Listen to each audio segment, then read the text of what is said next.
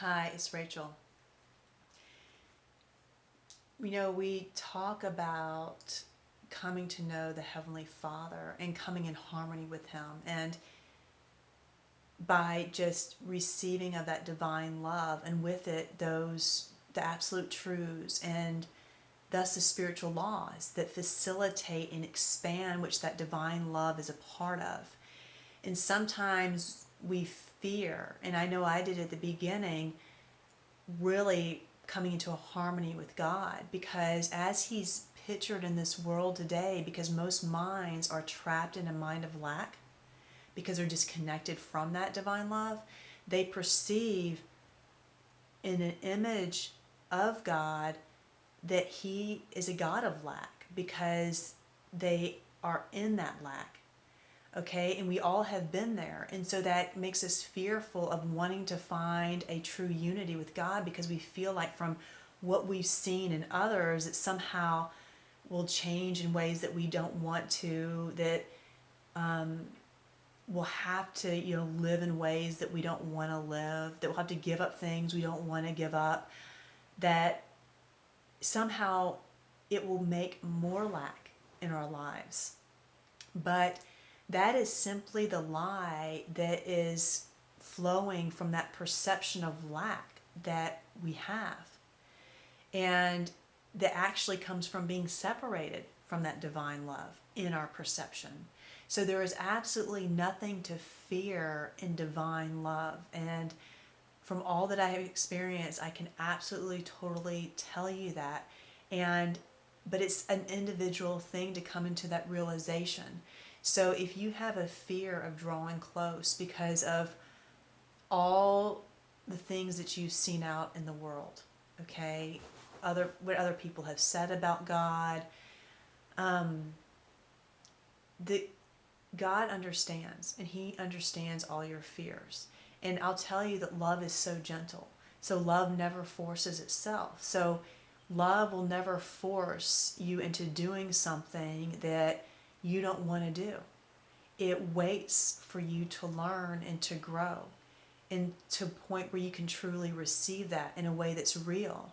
Because love, when you're loving, you don't want someone to love you because they feel like they have to, or they're obligated to, or that's what they should do, because that's not really love. Okay, that's coming from some other motive that is usually out of fear. So with God, this love is, it waits, and it's so patient, and it works so gently with us, so that as we desire to be a part of this divine love of God and pray for that, even we can know that it's going to be so gentle in our life that it will never force us to somewhere that we're uncomfortable. Okay, it will only show us the truths, and in those truths desire is formed to be a part of those truths, because you see the beauty and the perfection of them, because you're seeing them as they really are, and not how humankind has labeled them out of a perspective of lack. They've attributed so much lack to God, that your life is less, that somehow it's not as fun, you can't do what you want to do. Yes, you change. Yes, your desires change. Yes, your lifestyle changes, but it changes when it's real. It changes by a deep understanding and by that divine love working in your life, so that everything it flows out of love. Like you grow. That's why love is a great purifier, because as you desire to be more a part of it, you naturally change in your lifestyle, you naturally change in your desires, because it's reshaping by the understanding and the growing awareness of those truths that are being revealed to you. So if it's ever something that you feel is being imposed upon you, then it's not the dynamic of love. Okay, because love never does that. It's always a voluntary connection. So if you have felt that fear in the past, I understand, because I totally felt that. So I started from the point of, God, I want to know you, but I literally said, but I don't want to, I'm not going to change anything because that was my fear. I didn't want to give up certain things. And God's like, okay, come and know me. Because when you know me, you're going to see the truth and the beauty of the truth and what it creates in your life, and that it actually fulfills your deepest, truest desires in a way that creates no more suffering, no more error, no more pain, no more fear. And you get to a point where that's all that you want. You just want to grow in it. But there is that transition that we go through because we're riddled with fears, and especially a fear around God. Again, because of humankind projecting out of their perception of lack onto God. But that's their perception. So that's why it's also so important in this journey is to have that time where you come from the depth of your soul, the depth of your being, desiring to know who the creator, who the source of this love, where this love is coming from, where absolute truth comes from, and wanting to really know that source for yourself, a personal connection, so that you're wanting to learn from that one-on-one, a direct experience, because then you know it's true. And as you experience this divine love, it will testify to the truth, because you will start to see the truth, and you will see the wisdom and the perfection and the connection of it. And it'll answer a lot of questions for you. When you see truth, it becomes undeniable. Okay? But you have the testimony of the growing harmony in your life, of the growing love, and the love that you're feeling that is far beyond your own natural capacity to feel and to give and to do. And so that becomes, you know that you have found the source because you are growing, you're thriving in it. So that also helps you to let go of fears of that you're going to be misled. Divine love, one of the things that you learn about it when you're seeking to know that divine love, truly, you are not going to be misled. It will never mislead you. Now, we all start maybe with this very point of awareness in a world of darkness in our own mind. So we may start where we have all these wrong beliefs about God, but we have a desire to really connect to Him. He takes that starting point and He grows from there. So those errors of His nature, who He is, your relationship to Him, what people have said about Him, they start to fade as the truth starts to replace them. Okay, so you have that experience. But it's that true heart desire to just know that divine love, that perfect love, that pure love, to know that perfect truth, that absolute truth, to know the Creator and where all of this amazing creation and all its perfection flows from.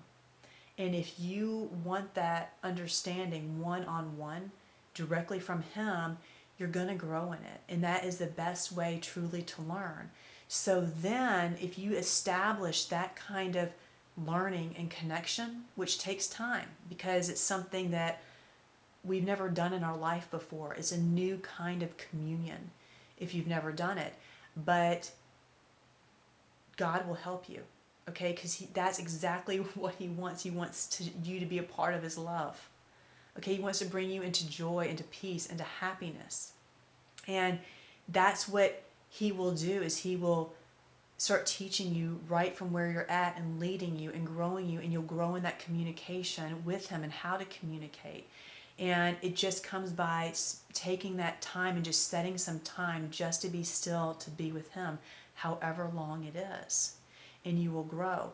And then you can see other people, and you don't base your belief based on just what they're saying.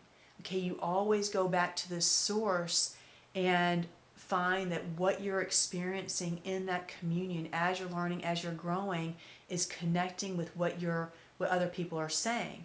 Now, as I said, you grow from a point right? That point of light comes in, but you have all this darkness. So sometimes you'll still be connecting to error and other people thinking they're right. But see, God, that's okay.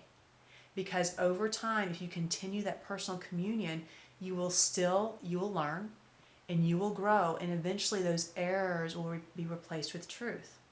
And so, but I think it's really important to establish that